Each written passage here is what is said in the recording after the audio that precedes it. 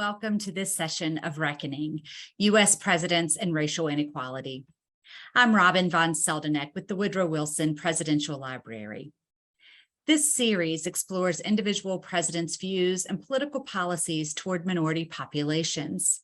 I hope that you have been able to view the 8 sessions that we have had as part of this series, where we've included Andrew Jackson, Abraham Lincoln, Ulysses S. Grant, Hayes, Benjamin Harrison, Theodore Roosevelt, Wilson, and Harding. We created this series because we believe that discussions among historians that include questions from the public are wonderful opportunities for honest conversation and reflection. And we thank the National Endowment for the Humanities for making this series possible. This evening's session is a little different, as we will not be focusing on one particular president. Instead, we have a roundtable discussion with staff members from 3 presidential sites who create programs and work with public on education. If you are watching this presentation live, please feel free to ask questions using the Q&A button, and we will get to as many of those questions as possible. Joining me this evening are Erin Adams, who's the Director of Education at Andrew Jackson's Hermitage, Jennifer Capps, who's the Vice President of Curatorship and Exhibition at the Benjamin Harrison Presidential Site, and Emily Kilgore, the Director of Education and Engagement at the Woodrow Wilson Presidential Library. Erin and Jennifer, as you remember, have appeared in earlier programming, and Emily has been working hard behind the scenes in creating the resource library that is available for use on the Presidents and Race website. And it is so wonderful to welcome them all back this evening. Welcome, ladies. Thanks for having us. So I want to start this evening by asking each of you to just tell us a little bit about yourselves and how you became involved in public history. And I'm going to start with Jennifer because you're the first one I see on the screen, Jennifer. Hi, good evening. Well, I always had a passion for history, grew up in a family that was very interested in history, interested in genealogy, and I had the luck that I grew up in a small town here in Indiana that actually had a state historic site. It is the Levi Coffin House State Historic Site, and it's an Underground Railroad site. So that is my background, as I started at a very early age volunteering with my family at another state historic site, and a history major and history lover of historic homes. Thank you, Jennifer, and welcome back. Erin, do you mind sharing with us? Not at all. It's a very similar story to Jennifer's. We traveled a lot when I was a kid. Fortunately, my dad had the kind of job that required a lot of travel around the United States, and we were very fortunate to get to spend that time with him traveling. And so we made a point of visiting museums, historic sites, battlefields. We never went camping. We never took the kind of vacations where we just went to Six Flags or Disney World. Although we did do that every once in a while, but that was never really the purpose of our vacations. And so just having grown up with a family of readers and a family of travelers, history major in college, just museum studies major in graduate school, but just with an ongoing love of history, love of story, love of narrative, and just curiosity about the world and a desire to see a lot of it. So.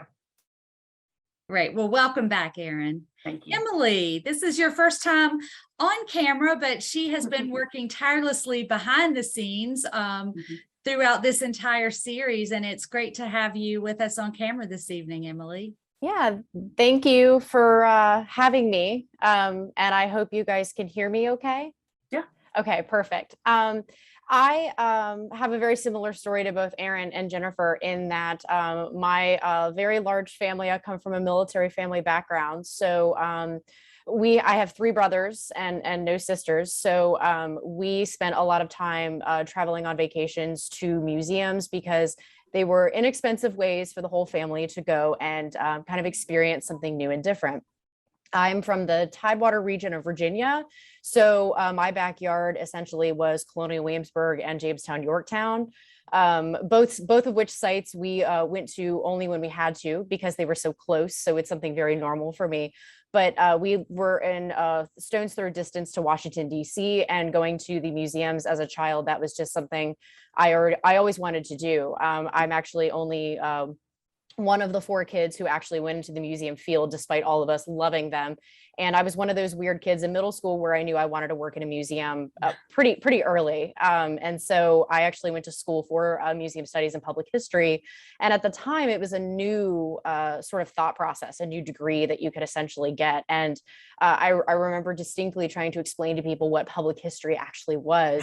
And I feel very honored to be in a field where it's our job to kind of be beyond the page, beyond the book, beyond the lecture, in that we get to make, I won't say we get to make history fun every day, but we kind of do, but we also get to make history more accessible. And that's what I love about being in the field of museums. Great. Thanks, Emily. So through this series, we've had the opportunity to learn about the presidents that each of your sites represent through this series. But I want, if you wouldn't mind, to share a little bit with me about where your site is located. And this is based on a question that we received through registration, where someone had asked if you could talk a little bit about the geopolitical community and how it informs your programming at your particular site. And I'm going to change it up a little bit and start with you, Erin, if that's okay. Sure. So Andrew Jackson's Hermitage is a property that's 1,120 acres large. We are on the eastern edge of Davidson County, Tennessee. So we are in the metropolitan Nashville area. We border the neighboring county, and that's going to matter in a minute. So hold on to that. But we do border our neighboring county to the east of Wilson County. We are one of the largest and only remaining protected green spaces in the metropolitan city of Nashville. We are flanked by a TVA installation. We're flanked by Corps of Engineers installation, as well as the Nashville Airport. And so that property that we've been able to hold on to within that area has really been the work of about 130 years of advocacy by not only the Andrew Jackson Foundation and the Ladies Hermitage Association before them, who are our regents and our governing body, but by members of this community, state government, and others. So all of that to say, the passion and enthusiasm at the community level for the Hermitage historically has been very, very strong. And I mentioned our neighboring county. Currently, one of our big projects is to develop a packaged field trip opportunity. We're calling it the Hermitage Field Lab with Wilson County schools. The Wilson County schools have now made a requirement for their 4th graders to attend the Hermitage as one of their 2 field trips of the year. And so this is our way of just harnessing a little bit better experience. It's a little more tailored to their needs. But I had a very interesting conversation Monday with one of our board members who is a past regent but lives in Wilson County, is very prominently connected to businesses and individuals in Wilson County, multi-generational history in Wilson County. And his very first question to me in talking about this project, we're asking him to help us develop some fundraising strategies for, was, are you going to throw Jackson under the bus? Are you only going to tell the bad things about Jackson? And what that helped me see, and to give this board member full credit, he's absolutely about telling the complete story of Jackson. But to him, the legacy of Andrew Jackson in this place is very, very powerful. Jackson here has not been what I often think of as like George Washington, for example, who's the father of the nation. The nation feels a connection and sort of an ownership over Washington. For Jackson, that's a little bit more local. So people, generations of people have grown up in the Nashville area, owning land that the Jacksons once owned, or where it has some documentation where there's a connection with the Jacksons. The roads around our area all have, extensive naming for Jackson family members, the Donaldsons, who are his wife's family, and just various features of Jackson's legacy are inscribed all over the place, literally here in Davidson and in Wilson counties. And so people have past generations have held on to this story of Jackson very personally. And that works in our favor often when we're looking to do fundraising, especially when we're approaching the county or the city government for funding support. We are a nonprofit, but we do receive occasional support from them, as well as from the state of Tennessee. So our local audience has certainly always had that very strong affinity, but Nashville is growing by nearly 100 people a day. And so with that large influx of new, that outsiders, coming into the city, that is shifting. Right now, you're going to have generations of families that didn't grow up, historically in the Nashville area. And so what Jackson's legacy means to them, what it means for them to have a presidential site here in their town, I think we're going to see that shift a little bit over time. And I think we've begun to see some of the beginnings. I'll save those for the conversation, but that's just a little bit of a background on kind of what we've got going on around us. Thanks, Erin. Emily, do you want to share a little bit about Woodrow Wilson Presidential Library and where we're located? Of course. So Woodrow Wilson Presidential Library is located in Stanton, Virginia. Right in the heart of the Shenandoah Valley. Literally, we're a great stop off of 81 for many of our visitors. They're just driving down 81 and they want to stop in the town and check it out. And I will say I'm not originally from Stanton, but one of the things I love about Stanton is that it's like a large town with a small town feel. And I think that that's a very good way to kind of describe the area that we're in. Of course, we are surrounded by many counties, where Stanton is a city within a county, Augusta County itself. But it is kind of its own city within it. So we have our own government system within the city itself. And what makes us interesting is, of course, Virginia is the mother of presidents. And so I won't even say we fight, but we do have Thomas Jefferson's Monticello right over the mountain. We have James Madison's Montpelier within an hour of us. And then, we do have Monroe's Highland as well, very close to Monticello. So I'll save a little bit more for a later question I know we're asking, but we do have this great ability to where people are kind of already planning to come to Stanton to see the Woodrow Wilson Presidential Library because they're on that Virginia president sort of trek to kind of see and learn about all of the different presidents as they can go. One of the things I think is so interesting about our story with Woodrow Wilson is that we are one of the few presidential sites that is actually his birthplace, as opposed to the place where he chose to spend his life after his presidency. And so within the town, we do have a lot of people who recognize that as, the birthplace. So the original name that people still call us to this day is the Woodrow Wilson birthplace, as opposed to the Presidential Library and Museum. And so it creates kind of a really great community in the town that we live in, kind of connecting people with the young life. So the early era of what Stanton looked like in the 1850s, what Virginia looked like in the 1850s, but it also allows us to create a great connection in the history that we tell, because we are one of the few modern museums in the state, and definitely one of the very few modern museums in the Shenandoah Valley. So it does give us that more modern history sort of concept with this 1850s sort of birth home. So I do think it creates a very unique connection with how we can teach our history around the people that surround us. Thanks, Emily. Jennifer? So it's interesting. We are right in downtown Indianapolis.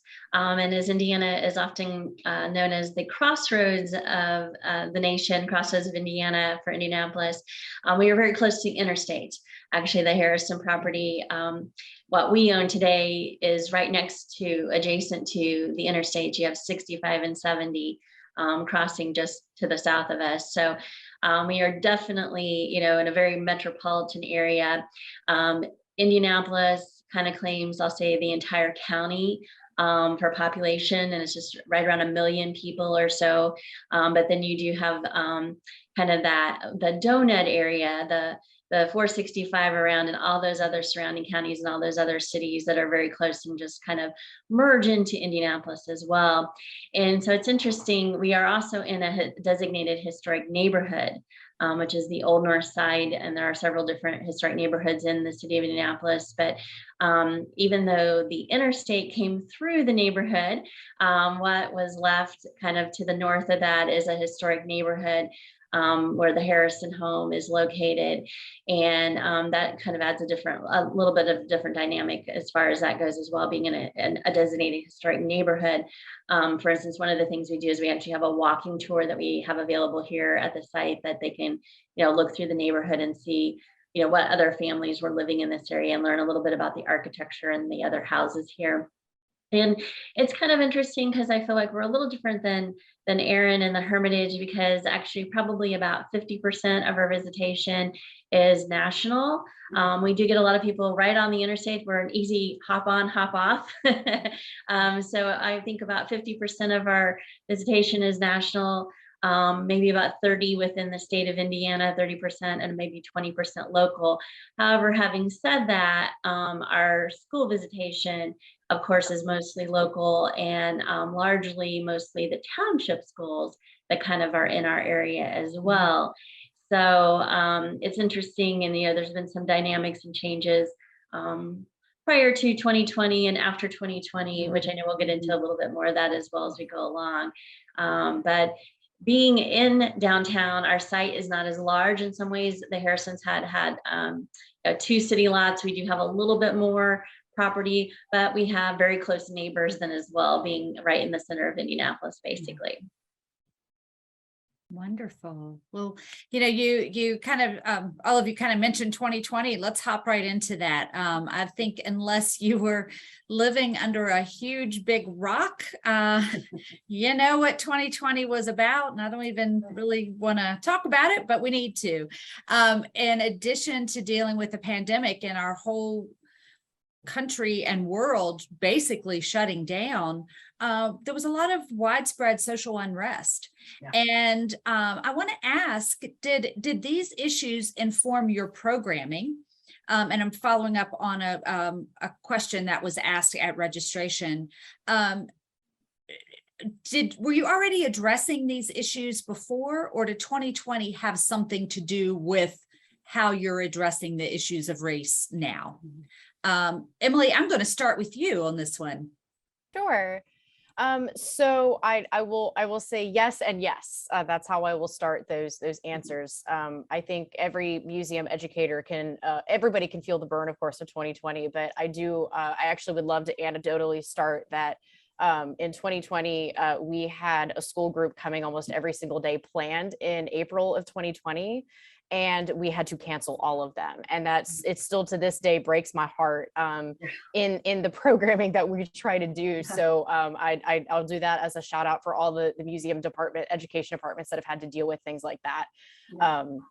Passing on to that. So yes, I'll answer your second question first, that prior to 2020, we did have quite a bit of what we consider the diverse programming, and in trying to reach out to tell a story of a lot of different people. One of our most famous programs we actually do for school groups is our World War I trunk program. And it's a lot of really great artifacts that are physically from World War I. It's one of the few opportunities we have to give them actual artifacts to have the kids touch and handle and pass around. That we have a uniform that prior to 2020 they could try on. Various things like that. And within that program, there were two aspects that we made sure that we focused on. And one of them was, of course, the segregation of the Army, the military aspect of who could actually fight, who was sent over first, who sat in training for the entire time America was in the war, and how did other nations deal with that as well. The other aspect of that program that we did do was we have a great program that we would do on the Choctaw Code Talkers, which everybody thinks in World War II, the Navajo Code Talkers were the first instance of utilizing an indigenous population's language to create essentially a code. And that was not the case. It started with the Choctaws in World War I. And so we do have some actual video and audio footage of the words being utilized. And that's something that we share in all of our programming, because it's kind of fun for the kids and adults to learn the words that were used that essentially set up some of the first code languages that would be utilized beyond World War I. Of course, we did have a symposium that was done prior to my time in 2006 that was focusing on various presidents and race and kind of how they dealt with situations like that. And then we do have at our site, even today, it's something we work on that is a slavery in Woodrow Wilson's birthplace house tour. So it's a specialty tour that actually discusses the lives of the 3 enslaved that lived and worked in the house. And that program has grown a lot over time. I think because of things that are going on, and people have a much larger interest in having that story shared. And so that's something that, despite the fact that unfortunately we don't even know the names of the 3 individuals that worked and lived in the house, it's something that we're actively researching. So it's allowed us to really open the door to explain why we don't know the names of them, what sort of information still needs to be done. How do public historians research that? How do historians research that? How do books get written? And then, just kind of making sure that that story is told. People continue, and we can talk a little more about this if I get into Wilson himself, but people often want to know like why people thought a certain way or, did things or made plans or something like that and acted a certain way. And the answer more often than not is that we don't know. We don't know what these presidents were actually thinking. We don't know what these people are actually thinking at this time. So the decisions that we have to make when we put our programming together comes from the primary evidence that we do. And so we have definitely pushed forward with a lot of new programming in even telling the story of what we're calling the everyday heroes, telling the story of the people who were living and working under Wilson's regime in a light that people can maybe more connect to. We have like a railroad worker that you can learn about. We have a suffragist who's actually a Chinese American, and she's learning to fight for the right to vote, but she herself is not going to get that right to vote. So you're hopefully learning about people that we can actually connect with as we go forward. And so those are the stories we're really focusing on, and of course using Wilson's policies and administration as the lens to kind of jump into people that maybe prior to 2020 our average visitor may not have cared about, and they really want to see themselves in the history that they're reading. Right. So I definitely think 2020 has affected the way that we do all of our programming, and I see it as a positive. I mean, we're able to tell a much larger story and get people interested in something, because I hate it when people say history is boring, because it's not. It's so fascinating, and there's so many aspects of it. So yeah, it's definitely changed a lot for us, but I'm glad to see we were already, doing it. We're just doing it better, I think is the best way to put it. Thanks. Jennifer, do you want to share with us what changes, if any, have happened at the Benjamin Harrison site? Sure. And I would say we're kind of the same. It's like yes and yes. We have always been looking at those maybe serious history questions, those difficult questions, those difficult conversations. We've had exhibits in the past on Benjamin Harrison and Frederick Douglass and their ties in that. And we have lots of programming that kind of goes along. Harrison was very much into civic duty and understanding how the American government system works, and it goes all the way back, back to our mission statement, and really to a lot of things that he said. So we have things like we've been a polling site and a voting center. We have a naturalization ceremony. We've been doing that on grounds, the digital island right around July 4th since 2003. We have a Future Presidents of America program, which is a very diverse, again, pulling a lot from those township schools, 20 students each year, that it is a leadership camp, and you're looking at that leadership and those civic duties and all of those things that were important and tie back to Harrison. Mostly, again, those township schools and that diverse community there. And then we were already planning to actually do an exhibit on Harrison and civil rights. So it's interesting, we already had that in the works, and then, sort of things were happening. I do think because of what, the events in 2020, that it did change our visitation and it changed the awareness. I think it probably made the local media more aware of our exhibit and kind of reaching out and doing interviews about the exhibit and what we were doing here at the site. So while it was already in the works and in the plans, and we have some other things planned and coming up, that awareness was just more there locally, and caused, I think, our visitation to change in a good way, to have more visitation and more interest, where people in the past might thought, well, I drive by that house every day, and but why stop? It's just a historic house. But we do different things and had those different exhibits. And then one of the other wonderful programs that we had, again, in the works, was our Juneteenth Foodways Festival. And it was actually the first year, we were sort of getting planned in 2020. So the first year was this year for that festival. And it's very important for us that we're very mindful and look at the history and work through things and work through our partners. That has a very diverse community element that was on the committee with our staff and board. And our previous special events manager, Whitney Ball, it was a idea that she had when she first started here at the site to have the Juneteenth Foodways Festival. And it ties again back into Harrison having an African-American cook. He actually fired the French chef and hired Dolly Johnson to come be the official White House chef in his administration. So we tie that into that history. But we had about 1,100 people here for that initial Juneteenth festival, and about 23 vendors altogether. About 16 of them were food. There was actually a 400-person waiting list that we had for that event. So again, I just think that awareness was so much more relevant at that moment, that people are taking notice and looking at the topics that we're touching upon and the history that we're sharing, that is important to all of us. Jennifer, that's wonderful. It's so exciting to hear those numbers. I know when we had spoken in the Harrison session that we did, that was being planned, and so it hadn't happened yet. So bravo. I think that's just absolutely fabulous. Erin. Yeah. So yes, just like everybody else, yes and yes. So the Hermitage, Andrew Jackson's legacy, it has many implications for people of all kinds of minorities. But of course, the biggest two that people are quick to point out, right, is African-American slavery and Indian removal, right? So the forced removal of indigenous people from their southeastern homelands. So those are the two kind of related, subjects that we often grapple with. As the education director, we have had K-12 programs in place since the late 1980s to talk about both of these subjects. But beyond the education department, it was not going to be a theme, for public programming. It was not something we were designing exhibition content around. Gradually, our interpretation of slavery evolved. And so we were doing exhibitions about enslaved people here at the Hermitage. More about just the conditions of their lives, the realities of their existence.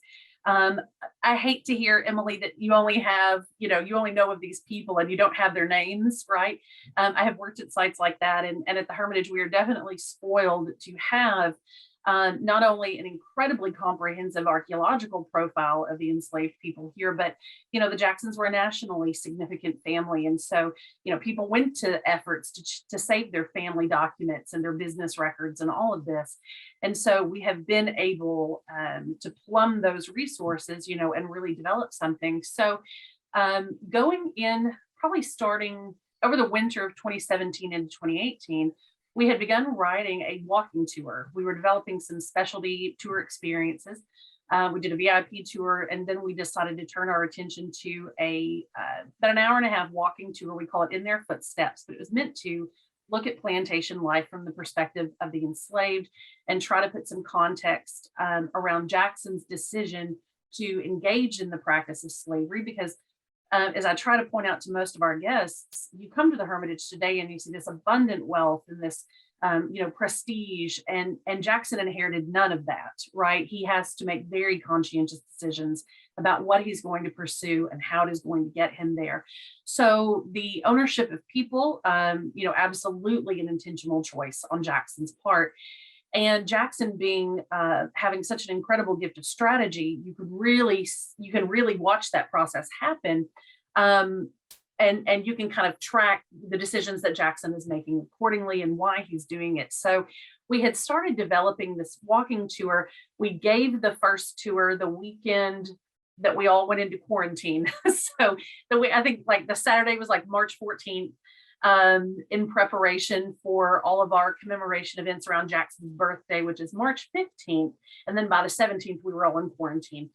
And so we did one of those, and then we were really proud of ourselves, right, for having taken the time to really do the research and talk through all the various implications and themes, and kind of debating some of the finer points. And here we're finally ready to do it, and then we're done.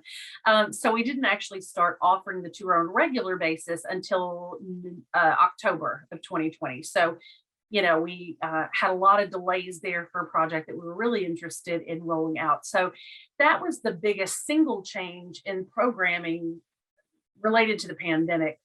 But, in response to the social unrest and upheaval, in a way, it was sort of best timing. And because, as we saw in the spring and the summer of 2020, the murder of George Floyd, the murder of Breonna Taylor, all the questions circling around policing and law enforcement, and what is the responsibilities of law enforcement in this, what are the roots of some of this racial unrest in communities across the nation. So as people finally had the chance to get back out of home and out of town, and working, traveling again, we found that our visitation began to look very, very different. So, thinking about the home of a dead president, the typical visitor profile had always been that older, middle age or older, middle class, upper class, college educated white man. That was the standard profile of our visitor, and they're a wonderful group of visitors. But a lot of those folks ended up in those higher risk categories for COVID and travel restrictions and things. And so we began to see fewer older folks and more younger people, right? And then people just trying to get kids out of the house, and provide them with some enriching educational experiences, given all of their upheaval. So we began to see more and more families, just younger people in general, more families of color. And so what we have heard in all of the reopening stages since the pandemic then is, well, all of this has been in the news. And so I just figured it was time for, us to, I keep hearing all of this, about the police and everything. It's related to slavery somehow, it's related to racism somehow. So what are the roots of that in the United States, right? Can a place like the Hermitage help us understand like why there is so much lingering hurt and so much lingering, strife, within various sectors of the community. And so while we have not scientifically tracked that data, I did see a number recently. So pre-pandemic, we were looking at about 89% out of town visitors for the Hermitage, about 11% local. We define local by like 150 miles, and then out of that is everything else. And now that number is like 78% out of that area and about 22% local.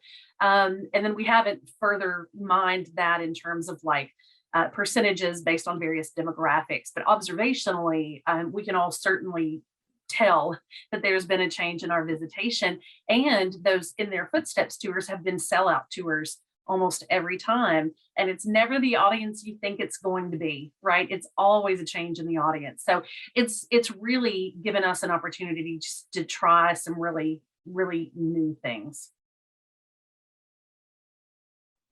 Erin, I think that brings a really good point to how our numbers have changed, just kind of looking at the data from 2018, because we were keeping track of it 2018, 2019, and then 2020 you were kind of like, oh well, anybody who comes to the door, that's great. Yes. That's kind of where we were at.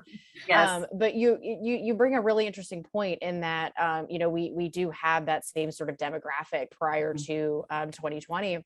Right. And we did start to see just a change in families coming, and you know, a couple of people repeating that maybe had visited a few prior years, and they were coming back because they were seeing this stuff on the news, and they were like, you know, I didn't really pay attention to this the first time. You guys are right down the street. Maybe we have this opportunity to learn that. And you know, we do have, like I said, a lot of the 81 stopping by, see our brown sign on the highway, and they come. But we also started to see an uptick in adult groups, you know, that are from predominantly African-American church groups and organizations that, you know, we didn't originally see. And, you know, the things that we were kind of hearing from our visitors was that, I appreciate that you're telling this whole story. You know, we chose to come. We never would have come to see Woodrow Wilson because of his background in that, you know, they really wanted to see something different, and they look to us as the experts of this sort of thing. We are the not, I won't say the gatekeepers because it's such a horrible phrase, but we are that group that is, people can trust the museum to kind of try to tell the story. Right. And so I do find it really interesting, and kind of looking at how our people and how our numbers and our demographics have changed. And this is anecdotally, of course, but it's just observations that you make on the people that are coming in, and the kind of questions that they're asking are just so different than the people that would have asked questions on tours 5 years ago. So yeah. And I would, I would just chime in that definitely we are seeing the younger dynamics coming as to our side as well. And again, I think a very good point, Emily, what the questions are asking, and kind of their knowledge of history maybe has increased, I hope, a little bit, even just, you know, that those questions that they're asking, again, those difficult questions that are coming up. And I think, and I'm sure you all observe this in some way, I feel like now, as we're seeing younger audiences, there's a whole shift in sort of the philosophy of question asking, right? So if we don't mention slavery, if we don't mention Indian removal, and we, on our standard mansion tour experience, which is the only guided part of our experience, you know, there are no artifacts in the mansion. There are no stories of specific historic events that happened in the mansion or on the site of the Hermitage that pertain to Indian removal. Now, that doesn't mean there's not a way to pull it in, but it's you'd have to weave a way to get there, right? And so, you know, but if we don't talk about it, and we're going to talk about slavery because obviously we're going to talk about slavery, but if we didn't, people ask. Right? People will now just speak up and ask. And so, like you said, if museums have always been perceived as not the gatekeeper, but sort of that voice of expertise, right? That's the most trusted resource we could reach for about American history and our people. Now, I think they still hold a healthy respect for museums and what we do and how we can answer these questions. But if we're not answering the questions already, they will call us to task for it, right? I had a phone call this morning. This could not have been better timing. I had a phone call this morning, and a lady answered the phone, and of course, I'm the director of education. So my greeting on the phone is, "Thank you for calling Education at the Hermitage. How can I help you?" And she goes, "Well, I need to tell you something about my tour last week." And my first thought is, this is not my department, right? Like, not mine. Hold on, let me transfer you over to my colleague over in interpretation or guest services or somewhere else. And she goes, "No, don't send me over, because I think this question is better for education." And so I, you know, but she went ahead and asked it. And then she said, last week when we came to the Hermitage, she said, "I didn't hear anything about Indian removal." And it wasn't even a question, it was a statement, right? So it's not a question, you just made a statement. "I didn't hear anything about Indian removal." And then she just stopped. And so I paused for a second, and then I said, "Okay." I said, "Well, typically we don't address it in the mansion because of the lack of artifacts and so forth." And then I just mentioned a few things we do have on site that talk about it. And I asked if she had a chance to experience those. And she goes, "Oh, no, I saw those. She goes, I liked and then she said, don't think that I didn't enjoy my tour. It was a beautiful site, lovely, lovely guides, really wonderful tour." She goes, "But it made me," apparently what had happened is it just inspired her so much to learn more about Andrew Jackson, that she had literally never heard of the Indian Removal Act. She had no pre-knowledge, none, that Andrew Jackson was in any way responsible for the forced relocation of Native Americans and the foundation of federal Indian policy, right? So had no idea. And so when she called me, it wasn't a question. She needed to state it back, right? Like, I have learned this thing. And it was just such a large thought in her mind. She needed to reflect back to us, hey, this is part of that guy's story. And then we talked about the places she could see it on site and the ways we do deal with it on site. And so it ended up being, a really interesting conversation. But I thought it was interesting that she enjoyed her tour. She didn't know what she was missing until she went later to see something else. And then that clicked for her. And then she called back sort of wanting to know, why didn't I find out about this there? And so it was just a fascinating question. She really was a lovely visitor. She had compliments. It was not a criticism, but she was having a moment with that idea, right? And so she just needed to reflect back to us. I learned this thing. The wrinkle in my brain is forming right at this very moment, and I need you to know that I'm thinking of it.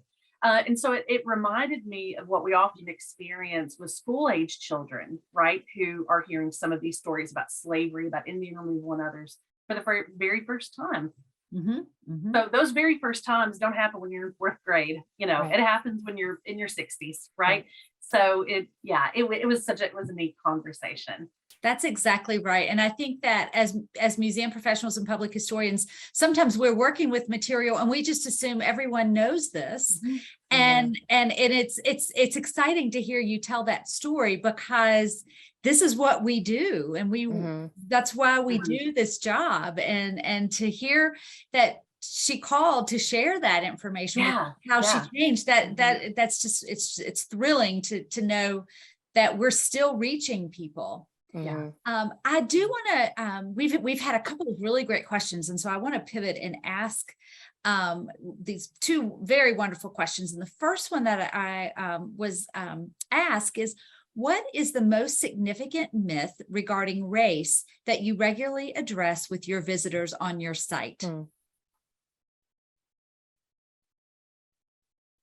I feel like we have a lot of them at Woodrow Wilson.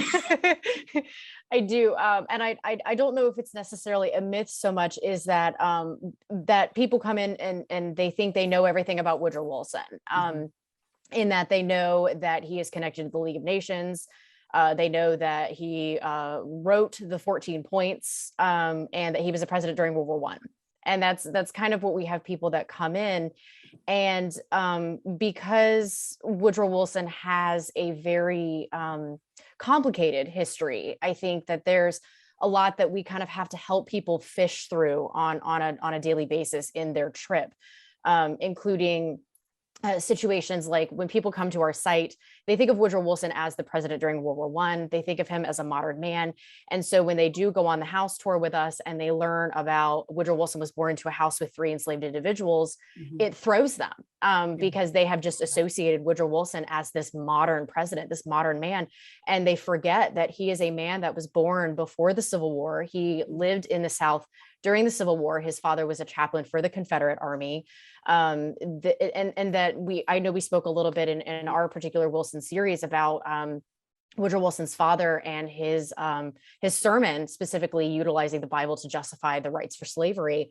And so I think it's not so much a myth that we have to expel, but it's something that we kind of have to give people a lot of background into Woodrow Wilson and kind of how he grew up to be this person, utilizing his early childhood. I think people tend to forget how your childhood experiences shape who you are as an adult, and you choose to either continue to work with that theory and what you learned as a kid, or you move away from it. And so we do deal with that a lot. Specifically, I think that's probably the most common example of what we kind of work with. In addition to kind of what his policies were in the beginning, trying to run for the president, trying to gain and garner the African-American vote, and then getting into the office, of course, and, just kind of having other things he wanted to focus on. And so that's something, again, we kind of have to spend some time teaching people a lot more about the background of what his presidency was and what his childhood was, just so they can walk away understanding here is where Wilson stood at the end of his presidency. Yeah. Hey, Emily, I think you started off with something really powerful, right? Which is that people, oh, how did you just say it? You said something, oh, people think they know, basically that people think they know the backstory, right? About why Wilson would have done these things, for example, but don't necessarily have all the information. And I think Jackson is another classic example. So the number one question we get, other than where's the bathroom, is, as you all do, is why does Jackson hate Indians? That is the very question that is posed. Why does Jackson hate Indians? And I don't think he does. I don't think he thinks about them, which in many cases is much worse, than actually, hating somebody. But that childhood experience, right? That idea of like adverse childhood experiences, Jackson feels from a young age that his entire early life is swept away by the revolution, right? And so the fact that he's the only member of his family that emerges from the revolution, right? He's completely orphaned. He has POW experience by the age of 14. He's, and so to him, like the advancement and the security of the nation that all of those sacrifices were made for just supersedes everything else, including the rights of people, specifically Native Americans. Now, Jackson holds the common views on race and hierarchy, that other people do as of his time. But, and I understand why visitors would ask, like, surely you wouldn't treat people this way if you didn't actively hate them, right? I get that. But I don't think that's it at all. There's nothing in Jackson's writings to suggest hatred, nothing to suggest there's some overtly racist language, but I mean, as far as like a burning hatred, this need to eliminate these people from the face of the earth, I don't think he thinks that at all. And so it's hard to break that down with visitors sometimes, because if you cannot accept the argument, well, Jackson must have hated them or else he wouldn't have treated them this way. Having to set that aside and look at, no, it's just that Jackson's objectives superseded even the rights of Native Americans. In many ways is a much harder pill to swallow. But you have to tackle that, because then it calls, I think, our visitors to question, well, what does it mean to advance the cause of the United States? And is that the excuse that we've all, for generations been willing to live with, that what we do is worth it as long as it protects or advances the cause of the nation, right? So whatever individual human cost is, you have to tackle that, right? And Jackson does, and he decides it's more worth it to advance the nation than to think about the rights of these people. Yeah. Well, I just said to you, it is very interesting to look at those childhood experiences, and I know that Benjamin Harrison definitely had that moment in his life, and he talks about it and a couple of speeches that he gives. So again, obviously the Harrison family has roots back to Virginia, but come west, so you have that western expansion in there as well, and all of that too.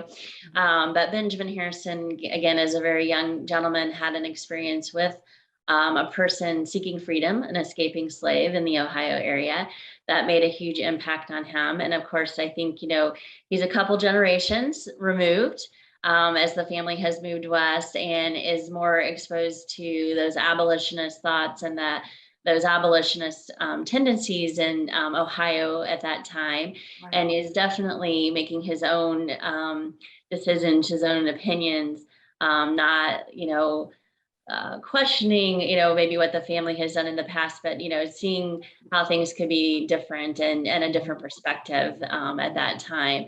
And that definitely impacts him. And then the Civil War was a great impact on him as well. And being a general in the Civil War and all of that as well. So that leads him to, definitely his path with African American rights, voting rights, civil rights, and that stand that he took at that time. And I think part of the I don't know if it's the myths or whatever that we deal with, it's like, oh, he's a Gilded Age president and, he must have done X, Y, Z. And did he really, where was his stand on there? And unfortunately, he did try different things like with the Voting Rights Act, the forced bill didn't pass. But that effort was definitely there and something that was very, very important to him. And again, you see that in his speeches and his words that he has all through the years as well.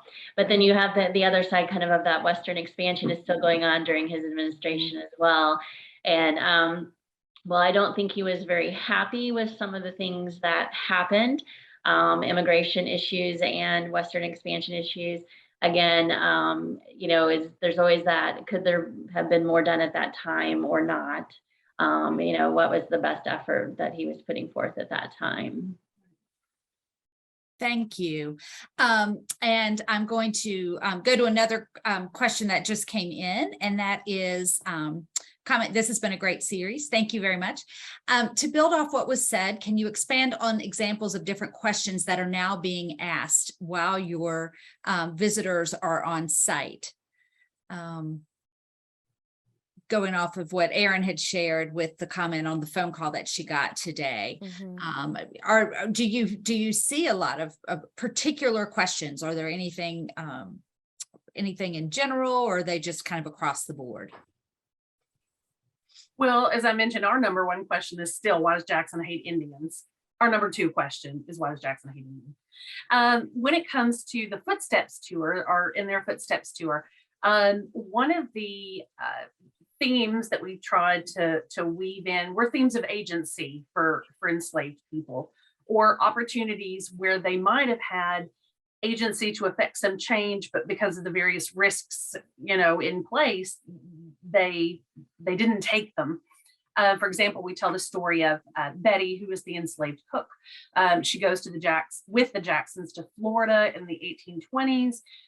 There's some understanding that she is considering whether to leave the Jacksons or not while she is in Florida. She would have had refuge amongst the Seminole, but Betty has a 7-year-old son here at the Hermitage, and her mother still is at the Hermitage, and her husband and her brothers and their families are all at the Hermitage. So, we try to address those moments like that here. And so, but one of the themes that comes up that we all of us who lead this tour sort of play it by ear, because you're never quite sure who you have on tour, and especially if they're families with younger children. And the tour is totally suitable for children, but there are a few things you sort of keep in reserve just to kind of feel out how the group might benefit or not from it. And one of those issues is punishments, right? So we're having more and more just directed questions. Did Jackson ever have people physically beaten? Was he sexually exploiting the female slaves?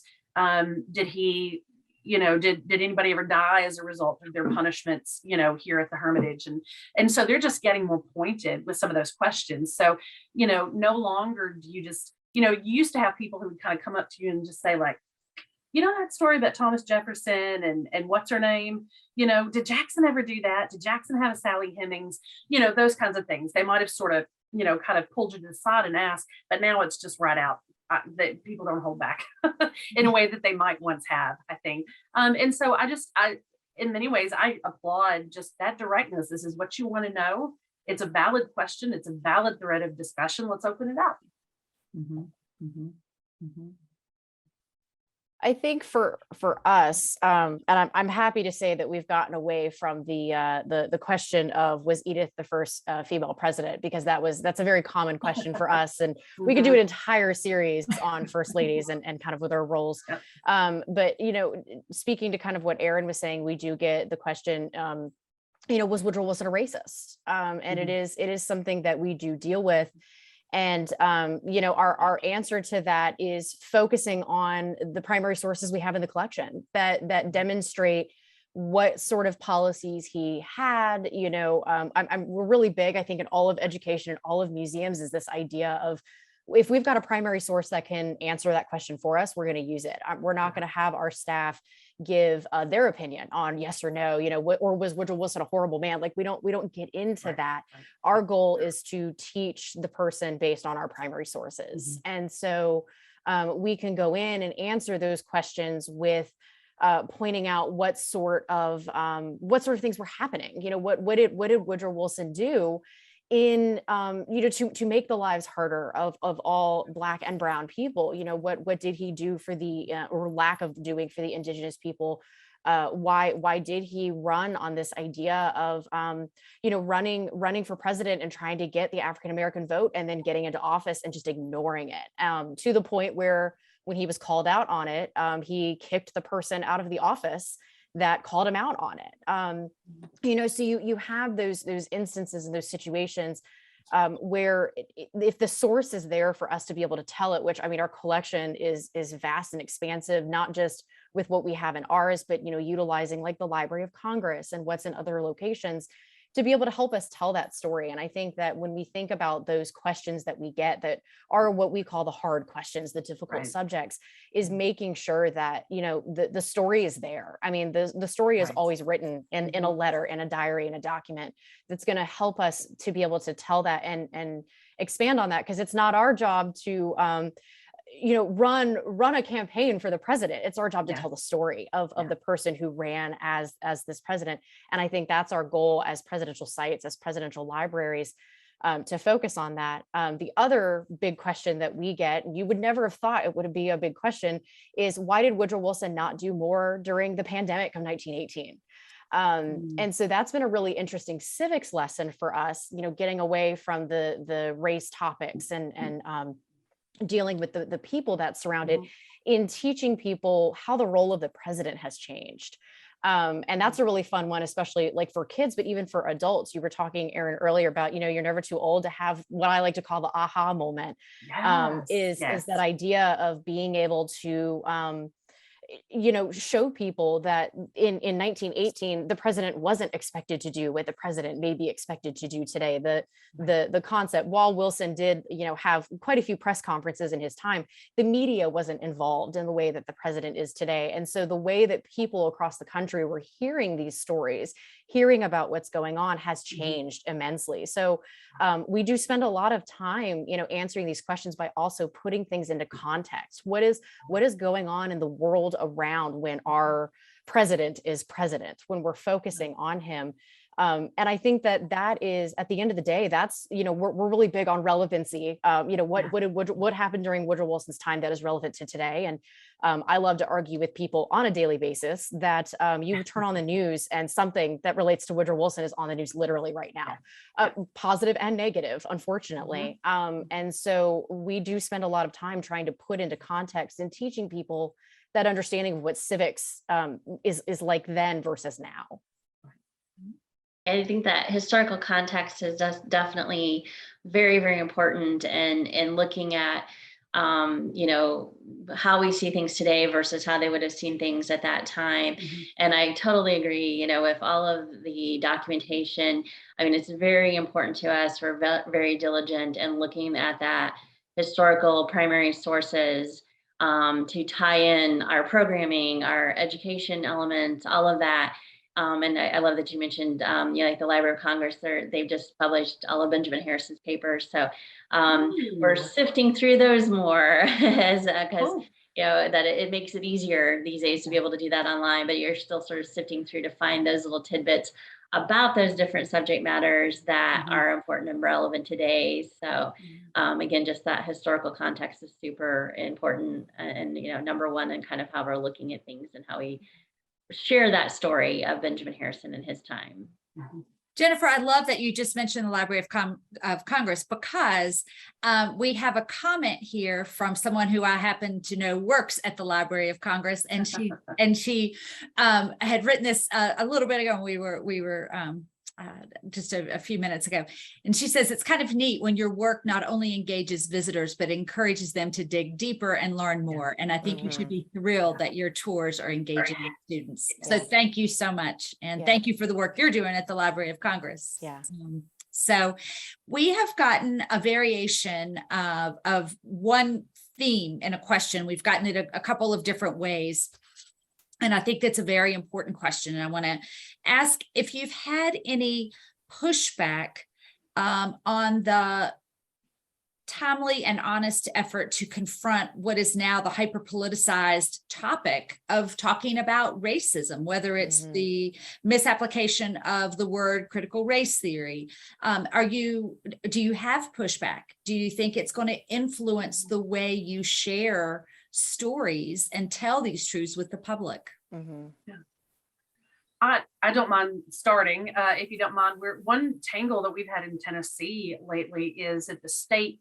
A bill came before the Senate, the Tennessee State Assembly Senate Education Committee, and it was a bill to, it was a couple of things. One, there was a bill to just outright ban critical race theory, start to finish. Then there was a second bill proposed to the same committee that died. This one died in committee. But that the State Board of Education should take responsibility for vetting all supplemental materials that a public school teacher would use in a classroom. Now, it doesn't provide a lot of clarification, doesn't provide a lot of guidance, but it is the State Board of Education, not the local Board of Education, not a committee of educators and parents and administrators working together. It was the state board. And so what are supplemental materials? Is that everything from the poster hanging on the teacher's classroom wall to the videos that she pulls off of YouTube or books that are in the school library? Like, what is supplemental material? And is the State Board of Education really willing to get into the weeds of that, right? And so both of these issues are well and alive in the state of Tennessee at the moment. And unfortunately, one of the big problems that's driving it forward is the misinterpretation, maybe not the misapplication so much, but the misinterpretation of what critical race theory is. And so it's, you know, not to pull any punches, but they're using a lot of fear language, right? So, for example, one of the stories that began to get circulated through the General Assembly, as well as through organizations like Moms for Liberty and some other groups, was that the purpose of critical race theory was to overthrow the government of the United States, which I have not read anything related to critical race theory that calls for the overthrow of the United States. You know, and yet this is the message, right? Well, if any sort of educational theory is being put forward that calls for the overthrow of the government of the United States, yes, let's ban that. Yes, let's do it. But it isn't. So unfortunately, in Tennessee, it's causing a great deal of problems, and it's starting with misinformation at the very largest level, right, which is the state government. So it's been very problematic. Now, I think I'm correct in saying this about all of us, but we're a private nonprofit organization, so we are certainly exempt from any federal, you know, the criteria on federal, if federal monies were involved, state monies are involved, and so forth. So that we will not be under the same restrictions in dealing with things like critical race theory as the school systems are, but there's a ripple effect, right? If the school system is under restrictions about how they deal with a subject like critical race theory, then inevitably that means, are they going to get prohibited from coming to the Hermitage on a field trip? Are they going to want to vet my educational materials before they're allowed to use them? Right. In which case we got some real problems, you know, if that's what's going to happen. So it's and unfortunately too, a lot of this is being characterized by sort of knee-jerk responses to parent complaints. You know, it's unfortunately it's being handled, I feel like, in some really destructive ways. So I try to be optimistic and realistic at the same time.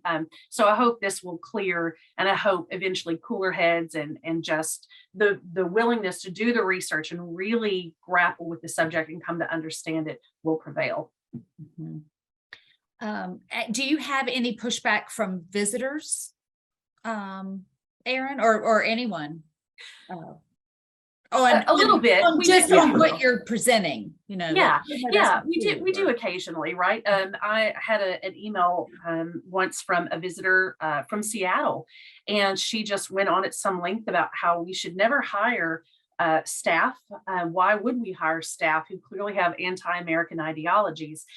Because the tour guide that this woman had was criticizing Jackson, and not criticizing Jackson so much as talking about some of his vanities.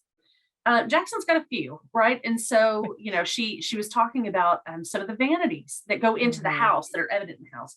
The research supports it. Again, she was able to provide to that visitor, quotes from letters, discussions that Jackson has between his, sales agent, his architects, and various things. So it is documented that the lady still, and it was a good conversation, but she still came back with, that's not the purpose of a historic site. And if we're just going to talk about the complex humanity of a president of the United States, then maybe we shouldn't be in business. That we should just be looking at what that president has added to the history of the nation, as opposed to their personalities, any of their personal lives and insights, or any of their mistakes. So, because what good does that do us? That was the sum total of her argument, right? Is how does that benefit society for us to do that? I would say, again, there's always a little bit of pushback with those difficult questions and differing opinions, but something that we are very mindful of and very deliberate in our planning as our partnerships with the community. And for instance, like with the Juneteenth Foodways, our event is the Friday before. So we have those direct connections. We try to demonstrate those direct connections with our historical facts and how it does relate to Harrison and what Harrison stood for and what he thought was important, with also giving them that leeway that they have plenty of room to do other celebrations and other events. Well, if that makes sense too, not to steal the thunder of another event or that kind of thing, but joining in with that celebration. Hopefully that makes sense, too, that we're very mindful in, again, gathering those historical facts and demonstrating those connections and having those strong partners and strong community partners that we have for those events as well. Right. Yeah, and Jennifer, you do speak to something that's, Erin and Jennifer both, we deal with the same sort of things here on our tours, and some of the information that's kind of in the museum is this idea that it's the job of the presidential site to speak only to the wonderful benefits that a president brings to society and brings to history. And we have had people, argue that we are cheapening the history of a person, because we are telling a side of a history that, somebody may not have learned in elementary school, and suddenly they're hearing it now when they come on this tour with us. And they're kind of put off by that, and they think that we are revising the history, when in reality we are adding to the story. We're giving them more insight into something that, they may not have learned, one, because they didn't know, they didn't have the information at that time. And the research of the people that are around us, and Jennifer, to your point, speaking about community partners, I tell you, we have some great people in our community that have come to us over the past couple of years and said, as I'll specifically say, as a woman who came to us and said, as a Black woman, I don't feel comfortable going to the Woodrow Wilson Presidential Library, but because of the efforts you all have made, and I'm seeing your programming, it makes me want to work with you. And so we have a lot of great partnerships within the community right now that are allowing us to kind of speak to the people on the back door. Something we do deal with here, going back to kind of who comes to the museum, is that we have a lot of people who are like, yeah, I went there in third grade. But I don't need to go back, and they live literally right across the street from us. And so to hear people come back and say, I really feel that I want to come and learn. I want to come learn the history that I didn't learn, because I see that you guys are making that effort to do that. And we have a great group of people that we use to talk to about what kind of things can we do in the community to kind of get those people to come back into wanting to come here. Maybe they haven't come since they were a child, and is it because of the history? Is it because of you thought that we were a shrine to Woodrow Wilson, or is it because of the cost or something? So it's allowed us to really get in with our community partners to really establish what that's gonna look like in the future. And I think that's definitely something that came out of 2020, but it goes back to those people asking those questions that would not have thought about them a couple of years ago. So can I throw something in? One thing that has really helped to shape my thinking about how we tackle some of these. Like, you're both absolutely right? The research has to support it, community partnerships, right? What can we gain by tapping into other streams of experience in our community? And I thought I think about this a lot. So at one point during President Obama's time in office, he had made a visit out to Pine Ridge Reservation in South Dakota. And it was the first time that any president had been there since, I don't know, Roosevelt, I don't know, but it had been like 80 years or something since that time, maybe Coolidge, but anyway, about 80 years. And he, one of the things he talked about was reparations. And there were some, questions that had been directed directly at him related to reparations for Indigenous people from the United States. And he said something that has really helped to shape my thinking and hopefully guide some of our decisions. But that is, he made the comment that maybe financial reparations, maybe that's not possible, right? And it would certainly be a much longer and more involved conversation. So maybe that's not possible.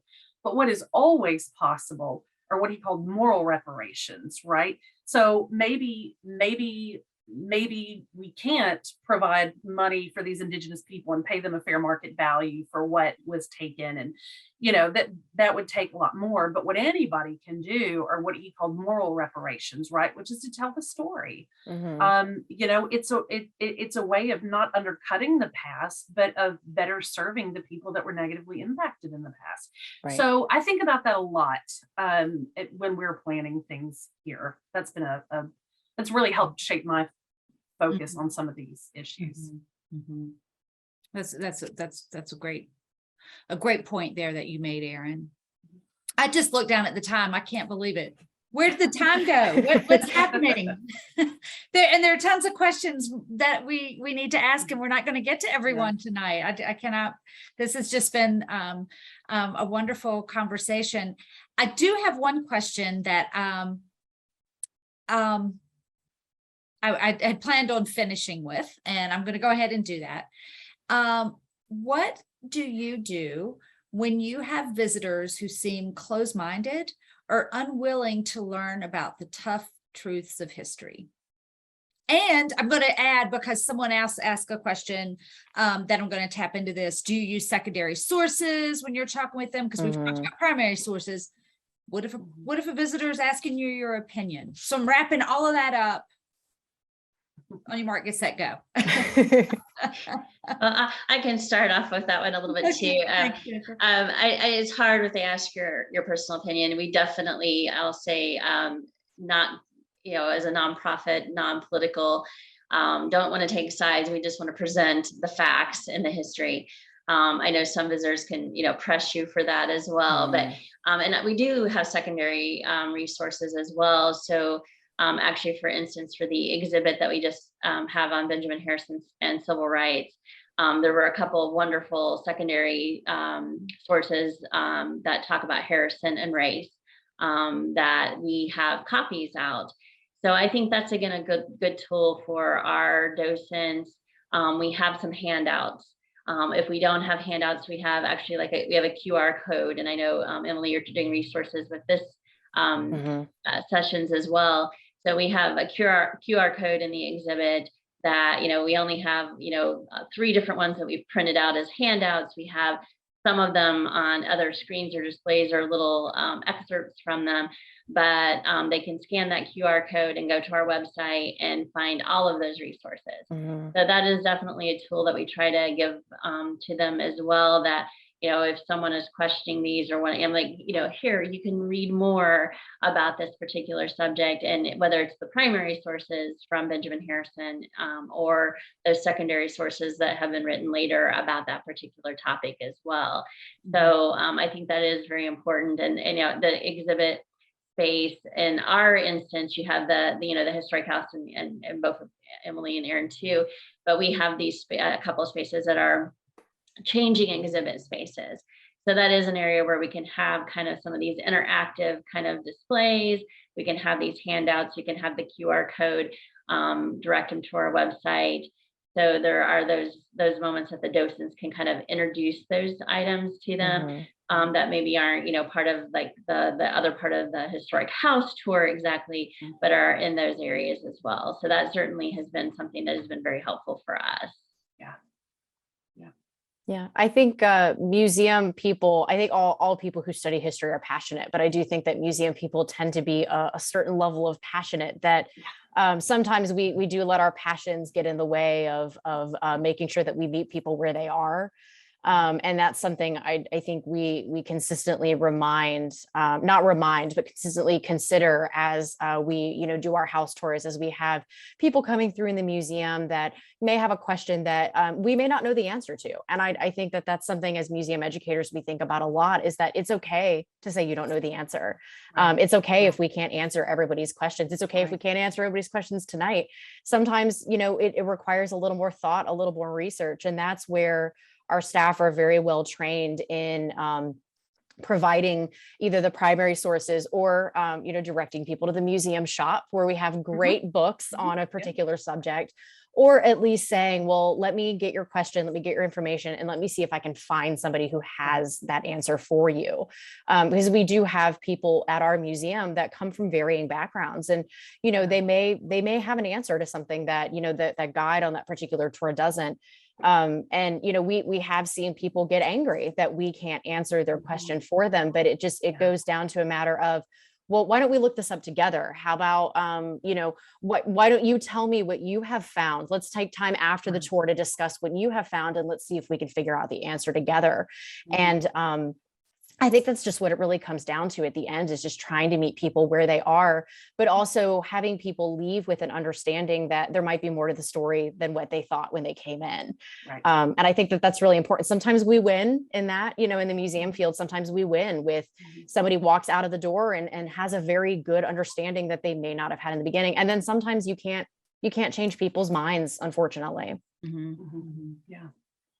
I think that's perfect. I don't know, there's a lot that I could answer to that, except, you always have a couple of resources in your back pocket, right? Absolutely, right. If you don't know, it's the intellectual honesty of it, right? If you don't know, you don't know. But, here's a couple of sources that I think can probably get us closer to where we're looking, or, and asking the visitor themselves. Sometimes people will come up with something they've uncovered about Jackson on the internet. There seems to be this popular story about how Jackson has the tattoo of a tomahawk that runs like the entire length of his left thigh. I'm pretty sure that's made up, but people think it's real, right? And so it's an opportunity. Okay, well, tell me where you got that, and I'd love to take a look at it, because and because if it's real, I want to know that, right? But so I think often too, the enthusiasm that we show for the questions they're asking, again, it helps, like you said, Emily, it meets them where they are. It validates their curiosity. Their understanding may be incorrect, and there might be something we can do to fix that. But it says, like, yes, absolutely. It reinforces that idea that we are all here to work on this together, right? We're working on that meaning making all together. And if I can add to that real quick, I'm sorry, is that, museums do spend a lot of time talking to other museums. We do rely on each other heavily in this field. And so if we don't know the answer, if we can't figure out the answer to the question, that's when we kind of rely on other people to try to help us out with that. And I think all three of us are very lucky in that our states, you can't walk without tripping over another historic site or a scientific site or a civic site. And those people are the people we kind of rely on to try to answer the questions that we don't know, which also in turn creates great partnerships. So I think there's a lot to that people don't know that museums talk to other museums, maybe. Yeah. I will say we have had one individual who's been very patient and has been asking a couple of questions, and I do want to address that and get your input on that as well. And that's the issue of reparations and what can presidential sites do. I know my take on that is, I think, Erin, you hit that so perfectly in how we can support. We also have to be mindful of what might be considered a political act of trying to look as if we are making a political act in one way or the other because of our 501c3 status that each one of us have of nonprofit organizations. And so I don't know if anyone else wants to share or have any thoughts on that, but yeah. I will echo Erin's the thought process of President Obama's moral reparations, is that I do feel that it is our sole civic duty to teach people a history that they may not know and they may not be comfortable with it. And I feel that as a nonprofit is a historic site, that is what we can do. That does rest on our shoulders. That is a moral obligation we have to teaching the history as well as the world we live in. It's our job every day, and it's heavy on the shoulders of museums. I think that we, like I said earlier, we are the people come to. We are the unbiased sort of life that people can come and kind of learn both sides of a story, and it's our job to tell that. And that's where those moral reparations do come in that ability to just try to educate people, just try to be an ally, and trying to make sure that we are the ones telling the story as it needs to be told, whether people politically believe that or not. That is our sole duty, is to make sure the information is there on the paper, on the walls, in the tours, because it is the history that has to be told. Yeah, I don't think there's anything that I can add to that. Again, I just with Erin and Emily totally agree, that moral obligation of sharing the story. And sharing your collection, sharing, what those items, what story that they have to share, whether, it be, either side of the story, so to speak. Again, like Emily said, it's just sharing your collection, sharing those stories, and educating the public with the information that we have. Yeah. Well, great. Well, thank you, ladies, so much for spending your evening with us, talking with us, sharing your insight.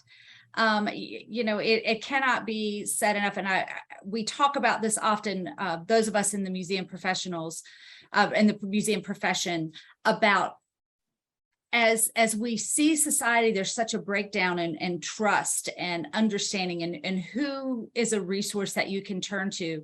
Museums are the number one resource that are out there. And we don't take that lightly. We honor that commitment to share the full truth, and to do that in a way as objectively as possible that we can. And it's not our goal to take away from anyone or to take away any story, but it's to add to that story. So I do thank you, ladies, so much. I also want to thank everyone who has tuned in, whether tonight's your first time or you've been tuning in every session. On a personal note, this has been a labor of love for me, and the development of this program has really been a highlight of my career in public history. It has been a pleasure to host this series. Through the series, I have learned so much about past presidents. Man, I feel like sometimes I was in a mini history course just preparing for each session. And the friends that we've made along the way. It's just wonderful to have that opportunity to engage with museum professionals, but also for those who tune in, the viewers, and for their participation, for taking the time out of their day, for asking us the questions. And I have found that I have loved logging in each month, and you start to see names and familiar names, and that excitement of like, oh, they're back on this week. And so the conclusion of this series, as it currently is right now, is bittersweet. But I will also share many people who've been tuning in have asked us, is this going to continue? Is this series going to continue? I can say we hear you, and we are interested very much in continuing it in some way. What it will look like, I don't know, but please stay tuned. And if you have any feedback for us, whether it's on this program or any of the programs that we've provided through this series, please let us know. You will get an email in a few days that will give you that opportunity. We really value feedback. It's how we grow programs and develop new ones. I also want to take this time to thank the National Endowment for Humanities again for supporting this program. And I also want to thank a special colleague of mine who is on here every month, and he is doing all of the background work for us, and he deserves special recognition. And that's our curator, Andrew Phillips, because he is the one who has been the glue keeping all this together, making sure technology is working, making sure that we're all connected and everything's working. And I can say, as the moderator for these series, it's so nice that I don't have to be worrying about those things, that Andrew is hiding behind the scenes there taking care of that. So Andrew, thank you. I really appreciate that. I do also want to finally encourage everyone to share the word about our website, presidentsandrace.org. You're going to find all of the resources. We'll continue to add resources to that. You can watch all of the recordings from this series and share it with all of your friends, because it's going to be there. And we are so proud of this work, and we think it's valuable work that needs to be done. And I hope that we can continue. So on that note, I want to thank everyone for tuning in. On behalf of the Woodrow Wilson Presidential Library, I do want to thank you for joining us. Have a good evening.